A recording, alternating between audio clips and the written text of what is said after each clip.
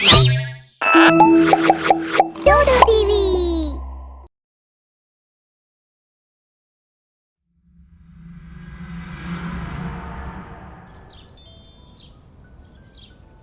Crush घूर घूर कर अमित को देख रहा था। क्लास में अपनी बेंच पर बैठकर अमित बड़े ध्यान से मगन होकर अपनी कॉपी पर कुछ अलग अलग कलाकृतियां बना रहा था। उसे ये बिल्कुल भी अंदाज नहीं था कि उसके साथ क्या हो रहा है। अमित, अमित, हाँ बोल। अमित पीछे देखना।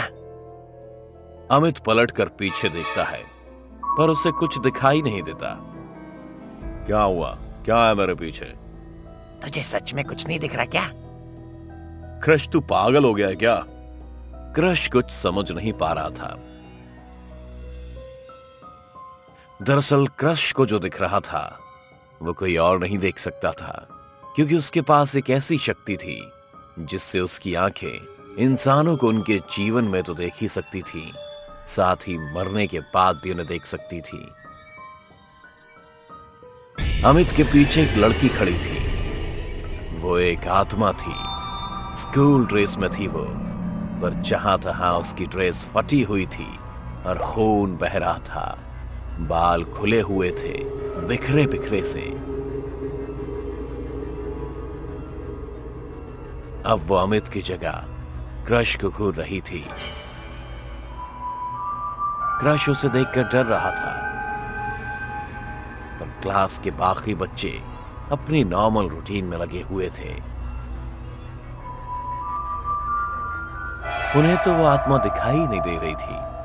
क्रश को डरता देख अमित ने पूछा, क्रश तू ठीक तो है ना? तबीयत खराब है क्या?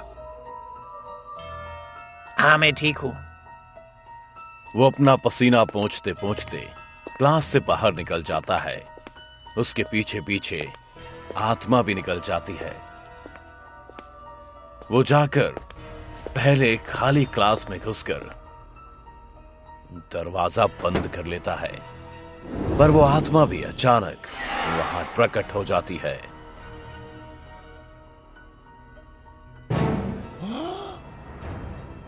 वो जल्दी से दरवाजा खोलकर बहुत तेजी से छत की तरफ भागता है। वो आत्मा उसका पीछा करती है।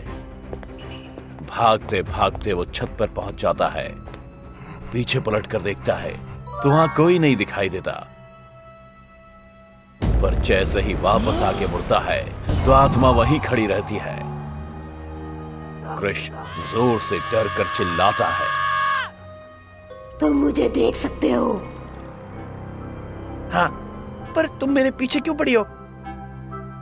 तो मेरी मदद भी कर सकते हो।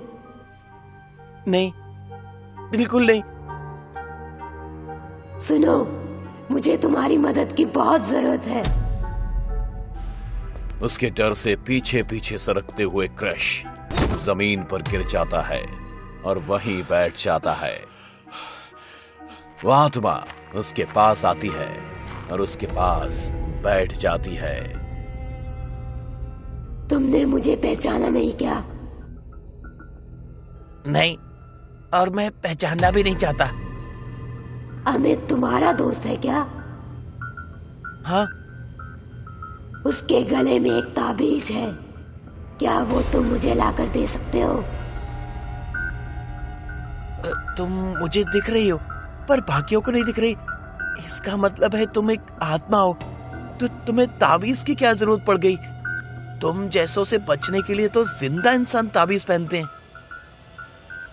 हाँ, मैं एक आत्मा हूँ, पर यह जरूरी तो नहीं कि सारी आत्माएं बुरी और ताकतवर हो। मतलब तुम कहना चाह रही हो कि तुम बुरी नहीं हो और नहीं तुम ताकतवर हो? हाँ। तो मुझे इतनी देर से डरा क्यों रही थी? मैं कहाँ डरा रही थी? तुम मुझे देख सकते थे, इसलिए मैं तुम्हारे पास तुमसे बात करने आ रही थी। तुम कौन हो? तुम मुझसे चाहती क्या आखिर? अमित के दादाजी बहुत बड़े तांत्रिक हैं। अपने जीवन में बहुत सी बुरी आत्माओं का सर्वनाश किया था। पर कुछ साल पहले एक बुरी आत्मा से लड़ते लड़ते उनकी मौत हो गई और मरते मरते उसके दादाजी ने उसकी सुरक्षा ताबीज घर में ही कहीं छुपा दिया था, जो अब अमित के गले में है। उसके बाद उस आत्मा ने अमित को अपना निशाना बनाना चाहा, पर उस सुरक्षा ताबीज की वजह से वह बच गया। गुस्से में आकर उस बुरी आत्मा ने अभी थोड़ी देर पहले मुझे मार दिया और अब मुझसे ताबीज लाने को कहा है, वरना वो स्कूल के बाकी बच्चों को भी मार डालेगा। मैं तुम्हारी बातों पर कैसे भरोसा कर लूं? स्कूल के पीछे झांक कर देखो। कृष्णा झांक कर देखता है तो वहां एक बहुत ही डरावनी सी चुड़ैल उसे दिखाई देती है। वो हुकारते हुए इधर उधर भटक रही होती है। वो अंदर नहीं आ पा रही क्या? स्कूल को अमित के दादाजी ने ही प्रिंसिपल के कहने पर बांध दिया था, इसलिए वो दुष्ट आत्मा अंदर नहीं आ पाएगी। तभी पीछे से कृष को ढूंढते हुए अमित वहां आ जाता है। कृष उसे सारी बात बताता है। अमित भी छत से नीचे झांक कर उस चुड़ैल को देखता है।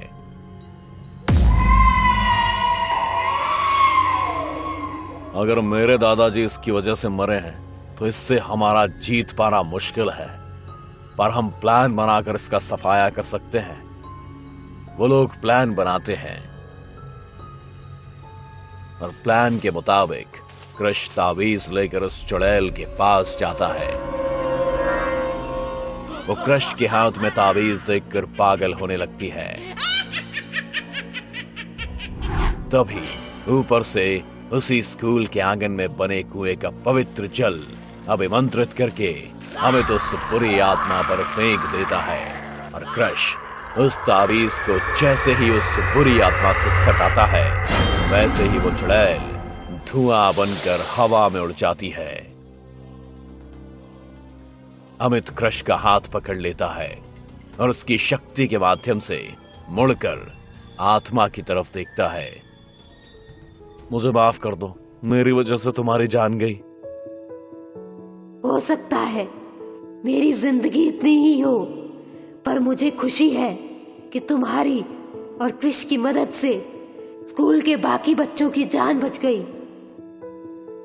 मैंने पहले तुम्हारा भरोसा नहीं किया, उसके लिए मुझे भी माफ कर दो।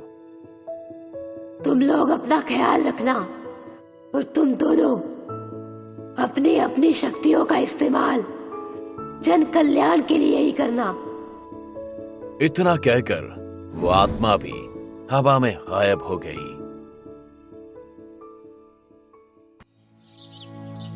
बात सदियों पुरानी है। एक गांव में एक किसान परिवार रहता था। उस किसान की सोती हुई बेटी को एक सांप ने डस लिया और वो मर गई। कुछ सालों बाद, सीमा, आज मुझे बिटिया की बड़ी याद आ रही है। न जी न, उस तांत्रिक की बात याद है ना? उसने कहा था कि उसे याद करोगे तो तुम्हारे पूरे परिवार की मृत्यु हो जाएगी। मैं अपनी बिटिया को तो गवा चुकी हूँ, अब आपको और दोनों बेटों को नहीं गवाना चाहती। ईश्वर आप सबकी रक्षा करे।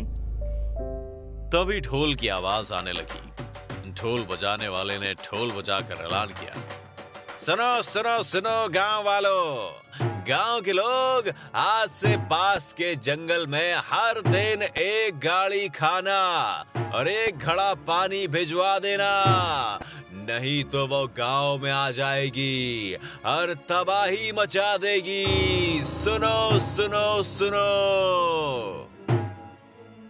गांव के लोग ढोल बजाने वाले को पकड़कर गांव के प्रधान महेश के पास ले गए। ये ढोल वाले, ये बात तुमने किनके कहने पे कही? कौन है जो हमारे गांव में तबाही मचा सका थे, बताओ हमें। मालिक, मैं उस रास्ते से लौट रहा था, तभी एक काली परछाई मेरे सामने आई और कहा कि मैं गांव में जाकर सबको ऐसा बताऊं, नहीं तो मुझे ही खा जाएगी। हम लोग तुम पर विश्वास कैसे करें? मैं झूठ नहीं बोल रहा हूँ मालिक, मैं भी बहुत डर गया था। मुझे भी नहीं मालूम कि वो कौन है, मैंने तो देखा भी नहीं कि वो दिखती कैसी है।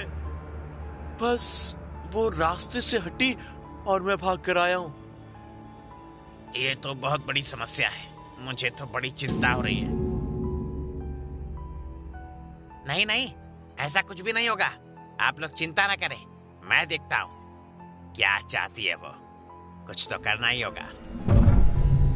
अभी सब बातें कर ही रहे थे कि अचानक खूब आंधी चली और एक लड़की की गूंजती आवाज आती है। ये सही कह रहा है, आज से अगर रोज तुम लोगों ने नहीं भेजा तो मैं इस गांव को तहस नहस कर दूंगी। गांव वाले बहुत ही डरे हुए थे और हाथ जोड़कर अपने प्रधान महेश को बड़ी उम्मीद से देखते हैं। महेश बाबू, कुछ तो करो। जंगल के बीच में भरी गाड़ी भेज देना, मैं बहुत ही भूखी प्यासी हूँ। उसके प्रकोप को देखते हुए महेश ने कहा, हाँ हाँ, यहाँ से जाओ, हम भेज देंगे। वो आवाज हवा में गायब हो गई और सर्र सर्र की आवाज के साथ वहां डर के बाद का सन्नाटा पसर गया। थोड़ी देर में गांव वाले एक ट्रॉली में खाना और घड़े में पानी भरकर तैयार कर देते हैं। अब कौन लेकर जाएगा ये तय करना होता है। अंत में एक लड़का आगे आता है। गांव की भलाई के लिए तो किसी न किसी को जाना ही पड़ेगा, मैं ही शुरू करता हूँ।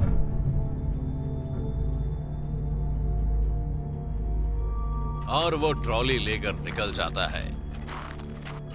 उसके माता पिता रोते रहते हैं और महेश भी बहुत परेशान दिखता है।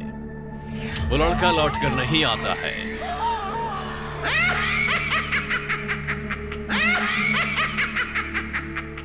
ये सिलसिला दिन प्रतिदिन चलने लगा और रोज किसी ना किसी के बच्चे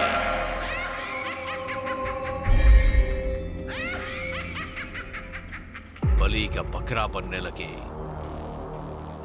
उनके घर से रोने चिल्लाने की आवाजें आती। एक दिन महेश के यहां एक मेहमान आया।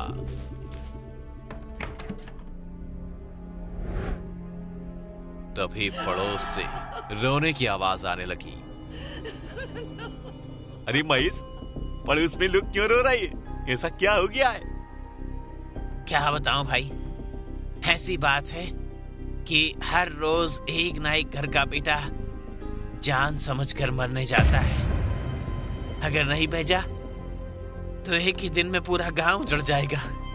मैं अपने गांव वालों को बचाने के लिए कुछ भी नहीं कर पा रहा हूं। अच्छा, आज मैं जाऊंगा, देखूंगी कौन सी बला है जो इस गांव को मरघट बनाना चाहती है। ना जी ना, आप इस गांव में मेहमान हो, हमें कोई हक नहीं बनता कि हम अपने गांव में आए किसी मेहमान को भेज दे। मेहमान महेश को और गांव वालों को समझाकर ट्रॉली लेकर चला जाता है। कुछ देर बाद वो उस जगह पहुंच जाता है और इंतजार करने लगता है। थोड़ी देर में एक भूतनी आई और हाथ बढ़ाकर ट्रॉली खाली कर दी, घड़े से पानी पी लिया और मेहमान के पास गई। इसे भी खींचकर खाने की कोशिश करती है। मेहमान शांत रहता है। अचानक वो उसे फेंक देती है। तू सच सच बता, कौन है? मैं कौन हूँ इससे तुझे क्या? तू भूखी प्यासी है, तू सिर्फ खा। तुझे मैं कौन हूँ इससे क्या फर्क पड़ता है? पूरे गांव में कई घर के बच्चों को तूने अपने खुराक बना लिया है, फिर मुझसे सवाल क्यों? सबको खाती थी तो रोते चिल्लाते थे, पर तू बिल्कुल शांत था। मैं देवांश हूँ जो तुझे इस जहन्नुम से मुक्त कर सकता हूँ, पर तू है कौन? मैं इस गांव की ही बेटी थी। मेरे पिता किसान थे। एक दिन मुझे सांप ने काट लिया। मेरे परिवार वाले जिस तांत्रिक के पास मेरा जहर उतरवाने ले गए थे, उसने मेरे घर वालों को उल्टी सीधी पट्टी पड़ा लिया था। मेरे माँ बापू ने ना मेरा संस्कार किया और ना ही मुझे कभी याद करते हैं। अपनों की यादों से भी मिट जाना क्या होता है पता है? उस तांत्रिक को तो मैंने मार दिया, पर मुझे तब भी मुक्ति नहीं मिली। अब मुझ भूतनी की प्रकृति ऐसी है कि किसी न किसी को शिकार तो बनाना पड़ेगा। महेश किसान और गांव वाले मेहमान के पीछे पीछे वहां तक आ गए थे और छुपकर दोनों की बात सुन रहे थे। हाँ मालिक, तब मेरी बच्ची 4 साल की थी। तांत्रिक ने कहा कि उसे नदी में बहा दो, वरना ये पूरे परिवार का काल बन जाएगी। मैंने तो इसका अंतिम संस्कार भी नहीं किया था। तुम्हारा संस्कार हम सब मिलकर करेंगे। तुम पूरे गांव की बेटी हो, तुम्हारे साथ अच्छा नहीं हुआ बेटी, लेकिन आज के बाद तुम गांव वालों के साथ कुछ भी गलत नहीं करना। भूतनी उसकी बातों से संतुष्ट हो गई, सबको माफ कर दिया। इस तरह हिम्मत दिखाकर और बात करके देवांश ने गांव को उस भूतनी के प्रकोप से मुक्त करा दिया।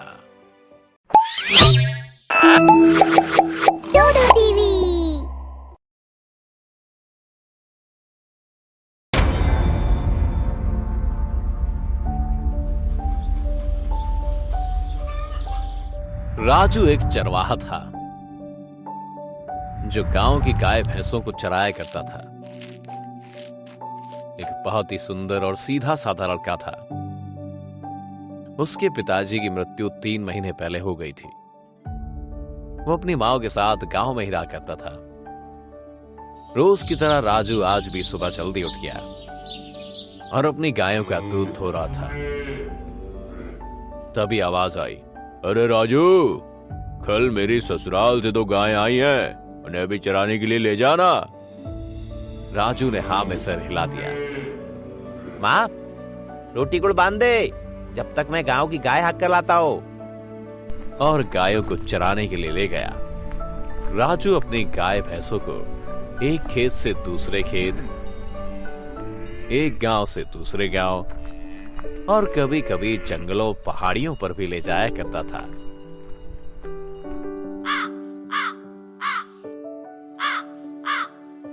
राजू के पास एक बांसुरी हुआ करती थी। जब गाय चरती थी तो राजू ठंडी छांव में बैठकर बांसुरी बजाया करता था। एक दिन राजू अपनी गाय भैंसों को जंगल के अंदर ले गया। बांसुरी बजाते बजाते जंगल के बहुत अंदर तक निकल गया। भरी दोपहरिया का समय था।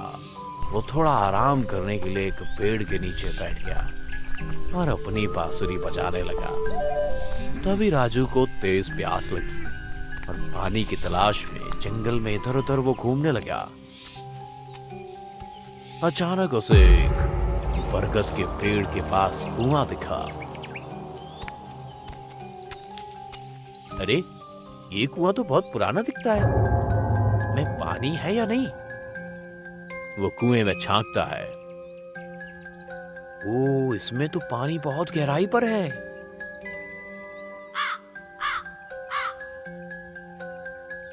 उसने पत्तों का झोंक बनाया और उसे गमछे और धोती से बांधा और कुएं में डाला। लेकिन वो पानी तक नहीं जा रही थी क्योंकि पानी बहुत गहराई पर था। उसने लाख कोशिश की लेकिन कामयाब नहीं हुआ। वो पसीने से तर-बतर हो चुका था। अब थक हार कर वो कुएं की जगह पर बैठ गया। तभी उसे पायल की आवाज सुनाई थी और सामने से एक बहुत ही सुंदर हिरनी की चाल चलते हुए एक लड़की आती हुई दिखाई दी।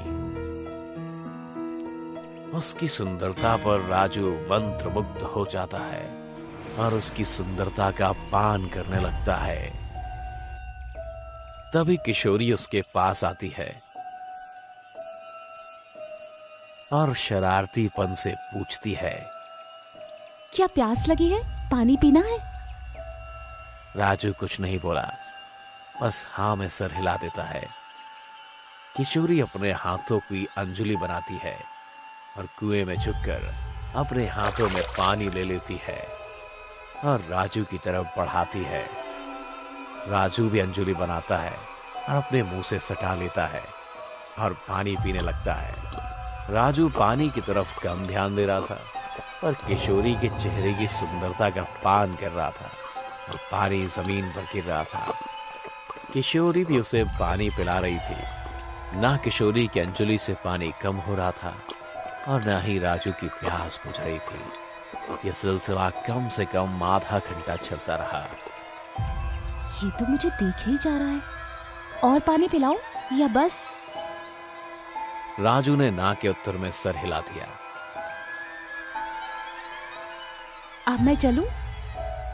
राजू ने हाँ के उत्तर में सर हिला दिया। किशोरी हिरनी की चाल से चलते हुए जंगल की तरफ गई और कुछ ही देर में गायब हो गई। राजू भी उसकी यादों में खोया हुआ था। राजू अचानक उठा और गुनगुनाते हुए गायों की तरफ चल दिया और घर पहुंचता है। आज वो बहुत ही खुश था। रह रहकर कोई प्रेम गीत छेड़ देता था। उसकी भूख प्यास सब गायब हो गई थी। वो शाम का खाना भी नहीं खाता है, उसे नींद भी नहीं आती और करवटें बदलता रहता है। प्रेम के गीत गाता टहलता रहता है, सपने देखने लगता है और मदमस्त हो जाता है। अचानक उस लड़की ने अपने दोनों हाथों से अंजलि बनाकर कुएं से पानी भर लिया था। बहुत देर तक पानी खत्म भी नहीं हुआ था। कैसे संभव है? कहीं वो भूतनी तो नहीं? अचानक वो सहम जाता है और बहुत ही भयंकर तरीके से डर जाता है। माचिस उठाकर टेबरी चलाता है और जैसे तैसे रात गुजारता है। अब उस जंगल में कभी नहीं जाऊंगा, मुझे पक्का विश्वास हो गया है वो चुड़ैली है। फिर भी राजू के हृदय में उसकी सुंदरता हिलोरे मारने लगती है और उसी के बारे में वो सोचता रहता है। रोज की तरह वो फिर डरा सहमा गाय चराने के लिए चला जाता है। और नदी के पास खेत में गाय चराने के लिए छोड़ देता है। खेत गांव से लगभग सटा हुआ था। वहीं किसान काम कर रहे थे। खेत में काकी लकड़ियां उठा रही थी। वो पेड़ के नीचे बांसुरी बजाने लगा और थोड़ी देर बाद सो जाता है। थोड़ी देर में उसे महसूस होता है कि उसके आसपास कोई है और वो सकपका कर उठा और वो बैठ गया। फिर से उसी किशोरी की यादों में खो गया।